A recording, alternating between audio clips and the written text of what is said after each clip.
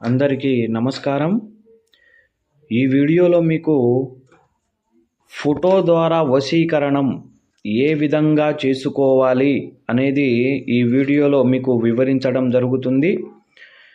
భార్య భర్తకు వశీకరణము చేసుకోవటం, అలాగే భర్త భార్యకు ఫోటో ద్వారా వశీకరణ చేసుకోవడం, అలాగే గత కొద్ది కాలాల పాటు సంయతంగా ఉండి చిన్న చిన్న గొడవలకు విడిపోయిన వారు, అలాగే కొన్ని రోజులు ప్రేమగా ఉండి ప్రేమను చూపించి విడిపోయిన వారు ఈ ఫోటో ద్వారా వశీకరణం అనేది చాలా అద్భుతంగా చేసుకోవచ్చు.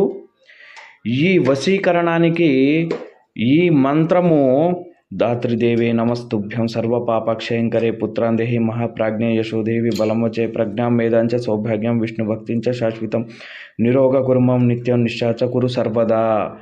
ఈ యొక్క మంత్రాన్ని మీరు ఎవరినైతే వశపరుచుకోవాలి అనుకుంటున్నారో వారి ఫోటో మీకు ఇష్టమైన దేవుని మందిరములో పెట్టి ఈ మంత్రాన్ని 108 సార్లు జపించినట్లయితే వారు ఖచ్చితంగా ఎక్కడ ఉన్నా, ఎంత దూరాన ఉన్నా, ఎంతటి మొండివారైనా, ఎంతటి మూర్ఖపు మానవులైనా సరే ఖచ్చితంగా వాళ్ళు మీకు వశం కాక తప్పదు.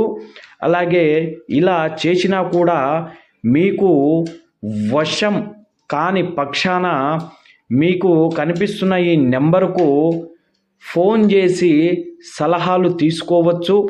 సర్వే జనా సుఖినో భవంతు.